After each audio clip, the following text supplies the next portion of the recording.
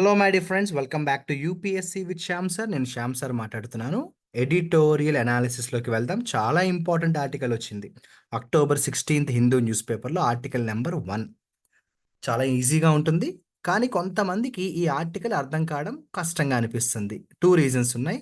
ఒకటి, ఈ ఆర్టికల్లో వొకాబులరీ ఉన్నాయి. అట్ ద సేమ్ టైం ఈ ఆర్టికల్‌లో కొన్ని సెంటెన్సెస్ కొంచెం లెంతీగా ఉన్నాయి. కాబట్టి కొంతమంది స్టూడెంట్స్‌కి అర్థం అవ్వకపోవచ్చు. బట్ డోంట్ వరీ, నేను ఈ ఆర్టికల్‌లోని ప్రతి సెంటెన్స్‌ని మీకు సింపుల్‌గా ఎక్స్‌ప్లెయిన్ చేస్తాను. స్టార్ట్ చేద్దామా? Sufferers awarded. ఎందుకలా అన్నాడో చూద్దాం. The peace Nobel this year should stir debates on nuclear disarmament. ఏం లేదమ్మా, రీసెంట్‌గా నోబెల్ ప్రైజెస్ ఇచ్చారు రకరకాల కేటగిరీస్‌లో. అందులో పీస్ నోబెల్ కూడా ఇచ్చారు. దానికి సంబంధించి ఏమంటున్నాడంటే, the peace Nobel this year should stir debates on nuclear disarmament. మనం ఈ ఏడాది ఏదైతే పీస్ నోబెల్ గురించి మాట్లాడుకుంటామో, మనం మెయిన్గా మాట్లాడుకోవాల్సింది ఏంటంటే న్యూక్లియర్ డిస్ఆర్మమెంట్ గురించి మాట్లాడుకోవాలి. అసలు డిస్ఆర్మమెంట్ అంటే నాన్ వైలెన్స్, అంటే న్యూక్లియర్ వెపన్స్ ఉండడం మంచిది కాదు కదా. కాబట్టి మనం నోబెల్ ప్రైజ్ గురించి మాట్లాడుకోవడం కాదు, నాన్ వైలెన్స్ గురించి మాట్లాడుకోవాలి అని ఒక సజెషన్ ఇచ్చేసాడు. స్టార్టింగ్లోనే ఒక సజెషన్ ఇచ్చేసాడు. ఇంకా క్లారిటీగా అర్థమవుతుంది చూడండి. నేను చెప్పాను కదా, సెంటెన్సెస్ కొంచెం లెంతీగా ఉంటాయని. చూడండి, ఫస్ట్ సెంటెన్స్ మీరు అబ్జర్వ్ చేస్తే ఎక్కడో మొదలైన ఫస్ట్ సెంటెన్స్ ఎక్కడో ఎండ్ అయింది. ఇదిగో చూడండి ఎంత పెద్ద సెంటెన్స్ ఉందో. మీరు వీడియో పాజ్ చేసుకొని చదవచ్చు కదా ఒకసారి. 79 years after Hiroshima and Nagasaki were subject to unprecedented devastation following the US act of dropping atomic bombs on these cities, Nihon Hidanko, the organization that worked for the welfare of the survivors, called the Hibakusha and steadfastly sought to build consensus on the need for the abolition of nuclear weapons, has been awarded the Nobel Peace Prize for 2024. వామ్మో, ఎంత పెద్ద sentence. ఏం లేదురా, మీ అందరికీ తెలుసు, చాలా years back, 79 years back Hiroshima మీద అలాగే నాగసాకి మీద అమెరికా న్యూక్లియర్ యాటమ్ బాంబ్ అయితే వేసింది. ఆ దెబ్బకి హిరోషిమా నాగసాకి చాలా పాడైపోయాయి, నాశనం అయిపోయాయి. అది జరిగి 79 ఇయర్స్ అయింది. అయితే నిహాన్ హిడాంక్యో అదేంటది? The organisation that worked for the welfare of the survivors. ఒక ఆర్గనైజేషన్ ఉంది, దాని పేరేంటంటే నిహాన్ హిడాంక్యో. ఈ ఆర్గనైజేషన్ చేసే పని ఏంట్రా అంటే, ఇలా ఎప్పుడైనా యాటమ్ బాంబ్స్ కానీ వైలెన్స్ కానీ జరిగినప్పుడు సర్వైవర్స్ ఉంటారు కదా, అంటే కొంతమంది చనిపోతారు, కొంతమంది బ్రతికుంటారు.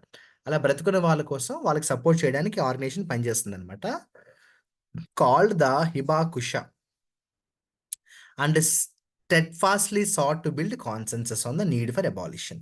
ఈ ఆర్గనైజేషన్ ఏం చేసిందంటే న్యూక్లియర్ వెపన్స్ని బ్యాన్ చేయండి అని గట్టిగా చెప్పింది.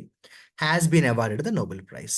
మొత్తానికి ఈ నిహాన్ హిడాంక్యో అనే ఆర్గనైజేషన్కి నోబెల్ ప్రైజ్ అయితే వచ్చిందంటున్నాడు. మరి తర్వాత ఏమన్నాడో చూద్దాం. టుడే, ఈరోజు, there are barely more than 1 lakh survivors of the bombings with the average age of the Hibakusha more than 86 years. నేను ఇందాక చెప్పినట్టు, ఇంతకీ హిబాకుషా అనే పర్సన్ బ్రతుకున్నారు. ఈ హిబాకుషా అనే పర్సన్ బ్రతుకున్నారు. వయసు 86 కంటే ఎక్కువే. అప్పట్లో 1 lakh మంది మన యాటమ్ బాంబ్ ఏదైతే హిరోషిమా నాగసాకి మీద పడిందో ఆ టైంలో కొంతమంది చనిపోయారు, కానీ 1 lakh మంది ఇంకా బ్రతికే ఉన్నారు. With an average age of the Hibakusha more than 86 years. An estimated 1.5 lakh people died due to the bombings. అమ్మ బాబోయ్, 1,00,000 మంది చనిపోయారు. And many more later due to after effects of the exposure to radio activity.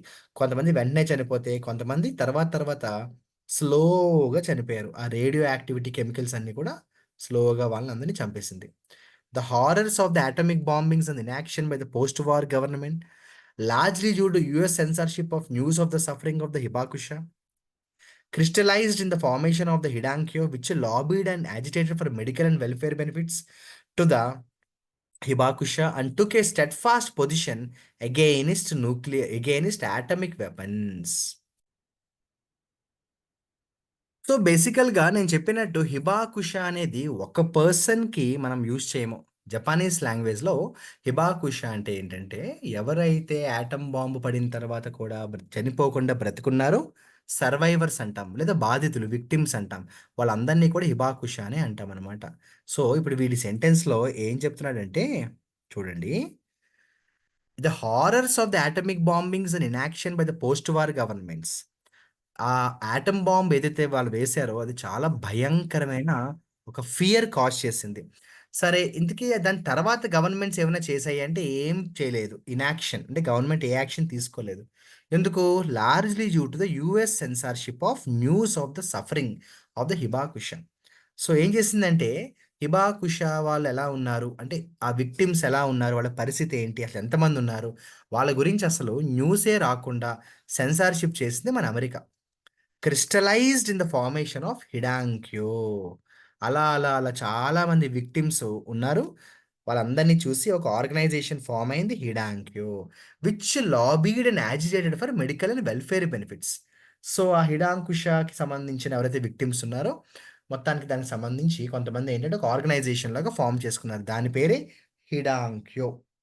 దాని పేరేంటమ్మా? హిడాంక్యో. So, ఈ హిడాంక్యోకి సంబంధించి వీళ్ళు main target ఏంటి? ఎవరైతే విక్టిమ్స్ ఉన్నారో వాళ్ళందరికీ కూడా మెడికల్ సపోర్టు, అలాగే రకరకాల వెల్ఫేర్ సపోర్ట్ ఇవన్నీ కూడా ఇవ్వాలి. అలాగే నాకేంటి అస్తమానం న్యూక్లియర్ అని వస్తుంది. యాటమిక్ వెపన్స్ వాడకూడదు అన్నది వీళ్ళ మెయిన్ టార్గెట్ అన్నమాట. This is emphasized in their slogan 'no more Hibakusha'. అంటే అర్థమేంటి? ఇంక భవిష్యత్తులో ఇలాంటి ఇన్సిడెంట్ జరగకూడదు. ఎవరు కూడా విక్టిమ్స్ లాగా మారకూడదు. అది వాళ్ళ slogan. Besides their activism in Japan, the Hidankyo also went on tours to several countries. Besides their activism, the Hidankyo also went on tours to several countries, including India, to share their suffering and sensitize the world to the horrors of the use of atomic weapons. ఎవరైతే ఈ బాధితులు ఉన్నారో హిడాంక్యో, అలాగే హిబాకుష, ఈ organisations, ఈ victims వీళ్ళందరూ కలిసి ఏం చేశారంటే జస్ట్ జపాన్‌లో మాత్రమే ఉండిపోకుండా రకరకాల కంట్రీస్‌కి వీళ్ళందరూ కూడా they started travelling to different countries. ఇలా ఏంటంటే ఎవరైతే మనకి విక్టిమ్స్ ఉన్నారో వాళ్ళు జపాన్‌లోనే కాకుండా వరల్డ్ అన్ని కంట్రీస్‌కి తిరుగుతున్నారు. ఇండియా కూడా తిరిగారు. ఎందుకంటే మేము ఇంత బాధపడ్డాము. కాబట్టి ఇప్పటికైనా కూడా కొంచెం సెన్సిటివ్‌గా ఆలోచించి ఆ యాటమిక్ వెపన్స్‌ని ఎవరు వాడకండి. ఆ యాటమిక్ వెపన్స్‌ని నిషేధించండి. బ్యాన్ చేయండి అని చెప్పడానికి వాళ్ళు ప్రపంచమంతా తిరుగుతున్నారు. The Nobel committee must be commended for recognizing the Hidankyo whose activism, as some scholars ever, helped shift the political discourse in Japan towards greater democracy and justice and sensitize the public to the doctrine of pacifism, which was incorporated into Japan's constitution after its defeat in the Second World War. ఇంకా చెప్పాలంటే ఈ total సినారియోలో Nobel కమిటీని కూడా మనం మెచ్చుకోవాలి. ఎందుకు అంటే ఎవరెవరికో Nobel prize ఇచ్చేయకుండా చాలా మంచి వాళ్ళకి అంటే ఎవరికైతే నిజంగా నోబెల్ ప్రైజ్ ఇవ్వాలో వాళ్ళకిచ్చారు. ఎవరికిచ్చారు?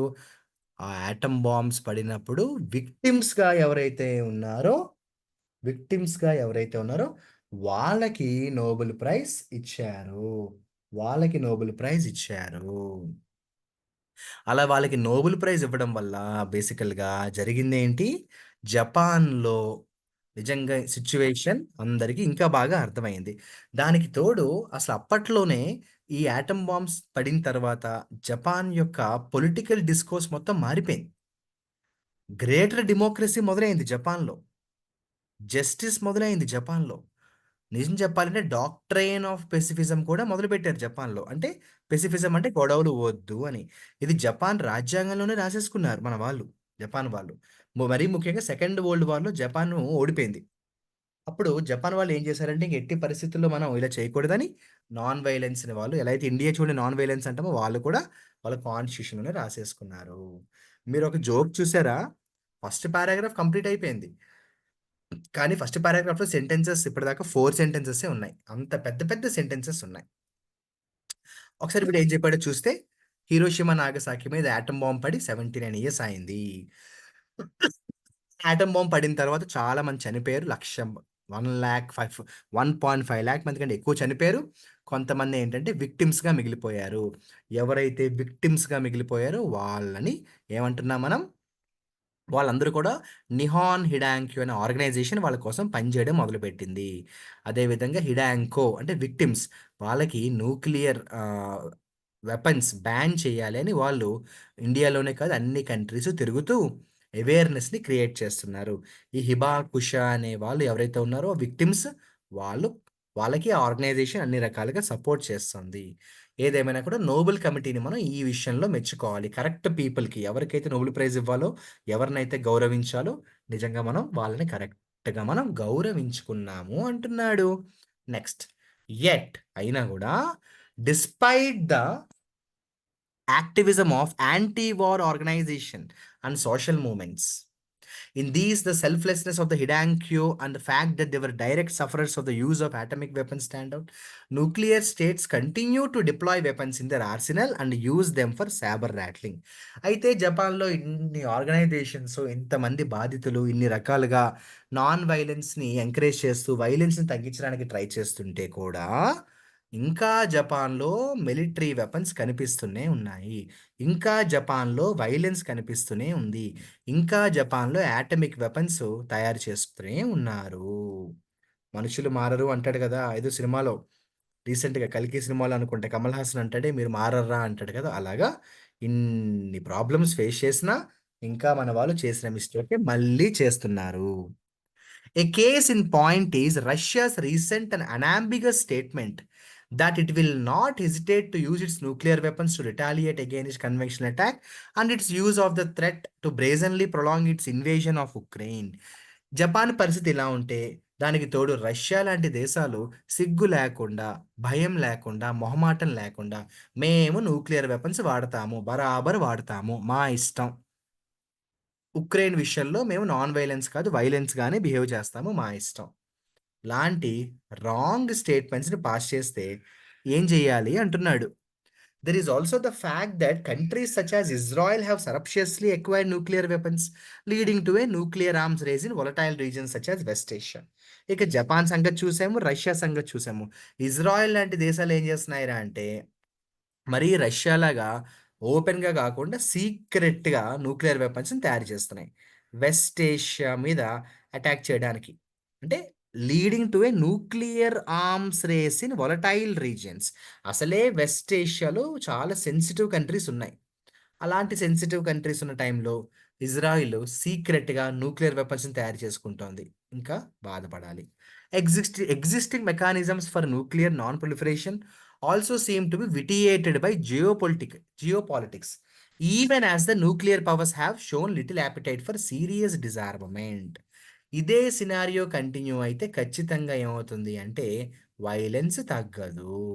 ప్రస్తుతం ఉన్న పరిస్థితి ఎలా ఉంది? నాన్ ప్రొలిఫరేషన్ జరిగేలా లేదు. న్యూక్లియర్ పవర్స్ చాలా పెరిగిపోతున్నాయి. ఎవరి దగ్గర న్యూక్లియర్ వెపన్స్ ఎక్కువుంటే వాడే మొనగాడు అన్న సినారియోకి మనం వచ్చేసాము అంటున్నాడు.